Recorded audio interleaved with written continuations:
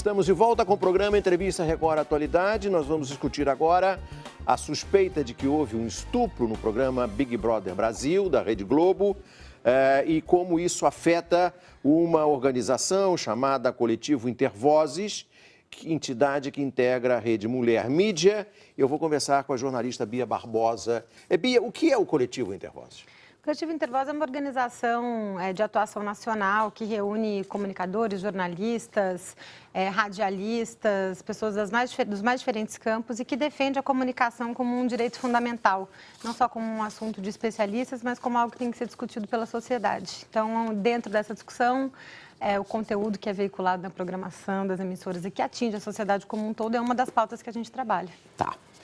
Você foi uma das que liderou um documento que foi encaminhado ao Ministério Público Federal, pedindo que o Ministério Público Federal responsabilizasse a emissora pelo ocorrido. Por que as mulheres se indignaram? Porque, para além da questão específica com a Monique, que foi a participante, a forma como essa questão foi tratada pela emissora, pela TV Globo, nos 2 dias seguintes a essa suposta violência sexual, foi de uma banalização da violência contra as mulheres tremenda. Então, é um assunto que não interessa só a ela que foi violentada pessoalmente, mas que passa para o país uma mensagem de que é assim que a gente tem que lidar com a violência contra a mulher. E isso atinge a todas nós. Por isso que a gente foi ao Ministério Público pedir que investigue, para além das questões específicas que envolvem os 2 participantes, o papel da emissora nesse processo. E o que o Ministério Público Federal já fez? Então, a informação que a gente recebeu, eles entraram em contato com a gente, é de que já pediram explicações da Rede Globo, já pediram as fitas.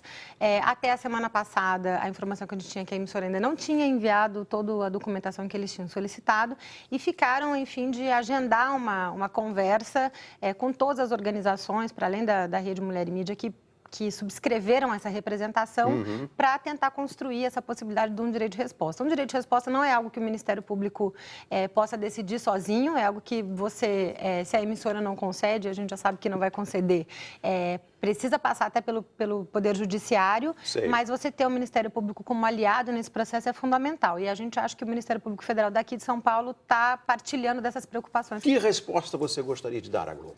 A gente gostaria de dar uma resposta à sociedade, não só à emissora Globo, porque quem foi ofendido foi o conjunto da sociedade brasileira em relação a isso. Não dá para a gente ter uma violência como essa acontecendo em televisão aberta e sendo tratada dessa forma pela emissora, sem que a sociedade seja esclarecida de que isso é crime, sem que a sociedade seja esclarecida de que não é esse o tratamento que tem que ser dado. Não basta expulsar um participante do programa. É preciso deixar claro para a sociedade que a violência sexual contra a mulher é algo seríssimo, que acontece todos os dias na casa de milhares de famílias e nas ruas, e que a gente precisa tratar isso com a seriedade que requer. E a gente acha que a Rede Globo não tratou. Então, é um direito de resposta para dizer que não é possível aceitar a banalização da violência contra a mulher, para dizer que as mulheres têm direitos e também para dizer que as emissoras de televisão não podem tratar questões como essa dessa forma. Vocês também estão esperando, como todos esperam, a manifestação do Ministério das Comunicações, uma vez que a questão da TV está debaixo do guarda-chuva do Ministério das Comunicações. Porém, o ministro Paulo Bernardo já emitiu um documento oficial mostrando que isso não é exatamente um problema dele, porque até onde ele podia ver naquele momento, a assessoria de imprensa dele podia ver até aquele momento, esse era um problema distrito à TV por assinatura.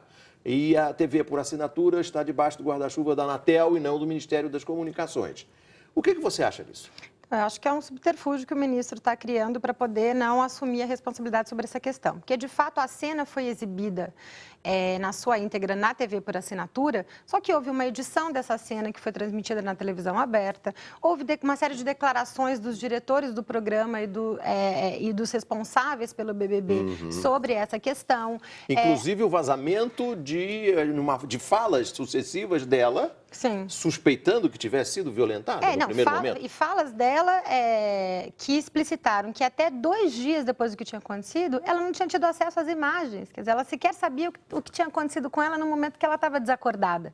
E, de repente, vai-se para um depoimento na delegacia e ela nega que tudo tenha acontecido. É um depoimento que a informação que a gente teve que foi acompanhado por vários advogados da Globo, né? Então, na verdade, há uma responsabilidade, sim, do Ministério das Comunicações em relação a isso, porque essa questão foi tratada na televisão aberta. E quem regula, ou deveria regular e responsabilizar as emissoras por abusos cometidos no exercício da radiodifusão é o Ministério das Comunicações. E é por isso que a gente espera e vai continuar cobrando para que isso aconteça. Existe uma esperança, e eu imagino que vocês do coletivo Intervozes tenham essa esperança também, que o ministro Paulo Bernardo apresente finalmente esse ano, e agora proximamente ele terá uma reunião com a presidenta Dilma Rousseff, que reúne todos os ministros, apresente finalmente um plano de um marco regulatório. Ele disse que ia apresentar isso no segundo semestre do ano passado. O que você espera do ministro Paulo Bernardo em relação ao marco regulatório da comunicação? Como se sabe, no Brasil, vivemos hoje de acordo com uma legislação de 1963, quando você não era nem nascida. Nem nascida. Nem eu. Vamos lá. Não, eu acho que a gente não pode esperar só do ministro Paulo Bernardo, porque troca o ministro, tem uma reforma ministerial que está sendo pensada aí, então a gente não pode ter essa expectativa. A gente cobra do governo, a gente cobra da presidenta Dilma que essa questão seja tratada como prioritária. Como você bem disse, isso está sendo prorrogado. Claramente tem uma visão política de não fazer um enfrentamento com os grandes meios de comunicação que são contrários a esse novo marco regulatório, mas da parte da sociedade civil a gente vai continuar cobrando. 2012 vai ser um ano de muita pressão e mobilização em relação a isso. Estamos voltando aí do Fórum Social em Porto Alegre, onde saiu em parceria com vários movimentos a importância dessa luta não ser só da área da comunicação, mas ser de todo o conjunto da sociedade brasileira. E a gente vai em breve colocar uma campanha grande na rua, nos moldes do que aconteceu na Argentina, para a gente conseguir pressionar o governo e criar uma correlação de força para sair esse marco. O que aconteceu na Argentina, Bia? Na Argentina, houve uma decisão política do governo de que era necessário atualizar a legislação da radiodifusão, dos meios de comunicação de massa na Argentina, e em diálogo com a sociedade civil foi possível criar uma conjuntura favorável a isso. Então, com mobilização de rua, com sindicatos, as mais diferentes perfis de organizações envolvidas nisso, e o governo com vontade política de fazer isso avançar. E conseguiu avançar, passou pelo Congresso, e essa legislação está sendo regulamentada. Aqui no Brasil, a gente precisa que o governo tome essa decisão política também. Porque se o governo não tomar, vocês vão para a rua. A gente vai para a rua de qualquer jeito.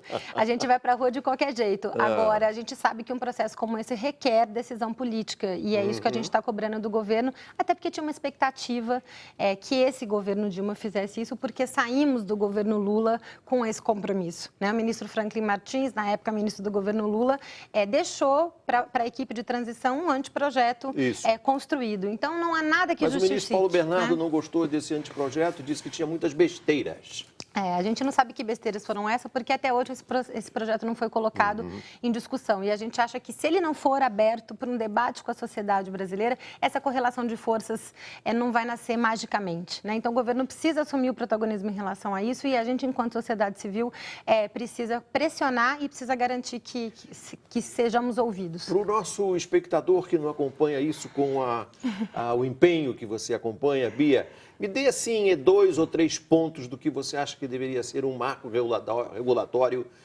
do sistema de radiodifusão.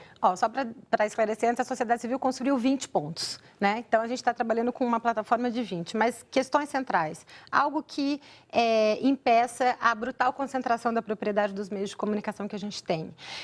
Algo que garanta um acompanhamento e a responsabilização das emissoras por determinadas violações de direitos que aconteçam no conteúdo. E aí é que entra o estupro. Exatamente a ver a questão do Big Brother. Algo que fortaleça os meios comunitários, públicos, alternativos, populares, rádios comunitárias, TVs universitárias.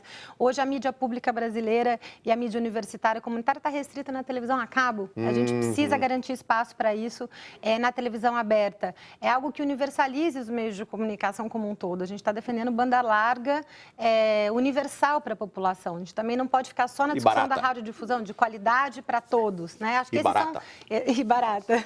E quando eu falo para todos, é porque tem que ser barata.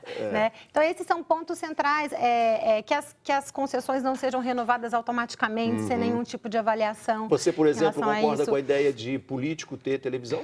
Então, esse é um dos pontos. Fim das concessões para políticos, porque a gente acha que o Estado tem que estar separado dessa questão. Então, quem exerce poder político não pode usar um serviço público a seu próprio benefício. Então, esse é um dos pontos que a gente defende no marco também. Bia, uma última pergunta. Eu vou pedir a você a franqueza que caracteriza o seu trabalho. Quem que você acha que é mais poderoso do Brasil? O Boninho ou o ministro Paulo Bernardo? Olha, se você me perguntar se são os diretores da Globo, acho que no seu conjunto, acho que eles ainda conseguem ter mais impacto. O Boninho como símbolo dessa direção.